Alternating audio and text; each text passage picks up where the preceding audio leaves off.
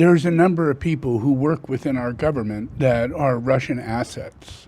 And one of them is the president himself. I've taught about how in 1983 he established a strong relationship with Russia and began his relationship to Russia in a very focused way. Mainly a collaboration of like-mindedness, a sense of what he would like if he was to become a president or something of great authority, where you would rule and you would never lose your position. You'd be like a king. You'd be like Putin or like the guy in North Korea.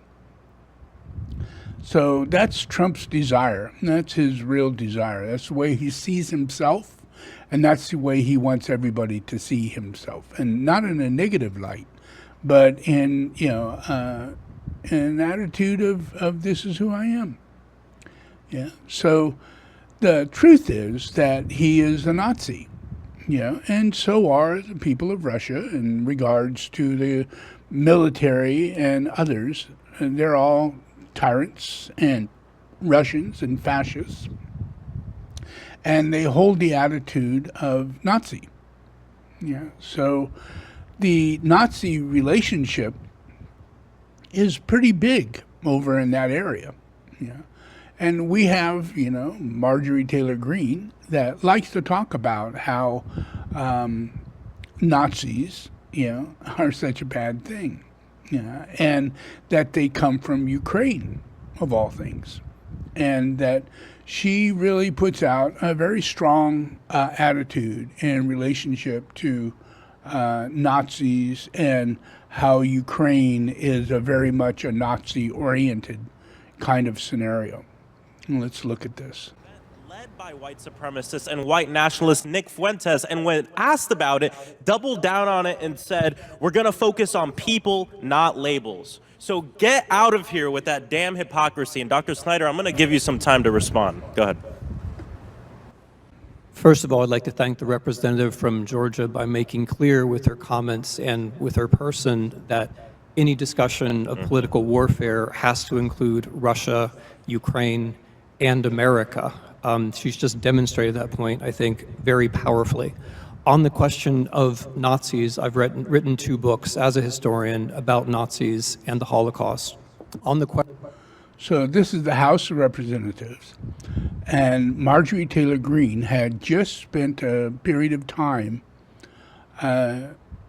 telling this man that Nazis are all over Ukraine, and for us to back Ukraine is to back Nazis, and that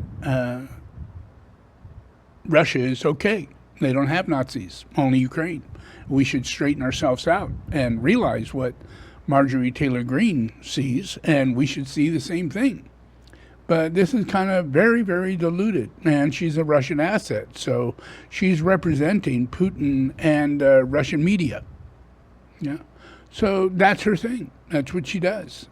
And she likes to go online and read disinformation from Russia, and she sees it as the truth, because she's a Russian asset. And it's just in her genes.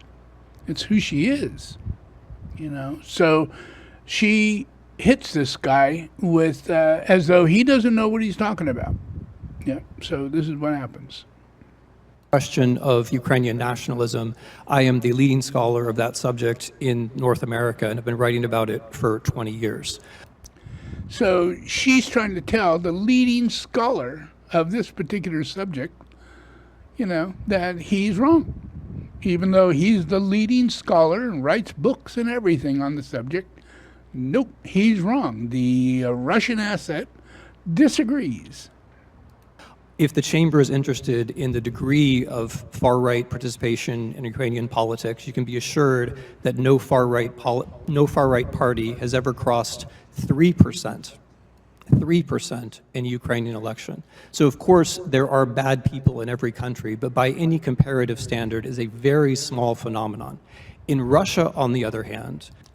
So he just said that the Ukraine has far less than 3% in its public that are Nazis. And that includes military and all that. Yeah. But on the other hand, The army includes openly Nazi formations, such as Rusić. Russian army has openly inclusive Nazi formation. The government itself is fascist in character, and it is carrying out a war which includes deportation of children by the tens of thousands, the open intention of destroying a state, as well as mass torture. So if we're looking for fascism, and if there is anyone who is sincerely concerned about halting fascism or racism, you would wish to halt Russia. Thank you so much, Dr. Snyder. And, this hearing was put together to talk about political warfare, and it's strange because a lot of my Republican colleagues seem to be pointing a lot of fingers, but not at Vladimir Putin and not holding him accountable. I mean, even top-ranking Republicans are having enough of it. Michael McCall said, quote, "I think Russian propaganda has made its way into the United States. Unfortunately, it's infected a good chunk of my party's base," unquote. We just heard some of that right now. Republican Michael Turner, chairman of the House Intelligence Committee, quote, "We see directly coming from Russia attempts to mass communications that there are anti-Ukraine and pro-Russia messages, some of which we even hear being uttered on the House floor." Dr. Snyder, can you talk really quickly about some of the main narratives Russia uses when engaging in political warfare? I appreciate this question because if we're going to talk about political warfare, we have to take into account the ways that countries cooperate. It's entirely artificial to say, here's China, here's America. That means that we leave aside Xinjiang, at least we leave aside Tibet, Hong Kong, Taiwan, New Zealand, Australia, Europe, all the places where China practices political warfare, and we leave aside Russia and Ukraine, which is where it matters the most. Political warfare is only political warfare if it passes through us. That is the intention. We've just seen an example of it passing through a person. It's only political warfare if it passes through us. What the Russians and the Chinese imitating the Russians try to do is to convince us that our system is no better than theirs, there's no point in voting, and we should support, if we support anyone at all, the person who's most likely to bring our system down. That's the point. I really appreciate you bringing up the fact that it has to pass through us, because we just heard it here from my colleague, and here's another tweet from the same colleague saying, "Anyone who votes to fund Ukraine is funding the most corrupt money scheme of any foreign war in our country's history." And if you look at where this is from the Strategic Culture Foundation, an online journal run by a Russian intelligence service that has been sanctioned by the U.S. Treasury Department for election interference. Yeah, election interference. I mean, really, it is a Nazi publicized website where she gets her information, and she quotes it. She quotes it.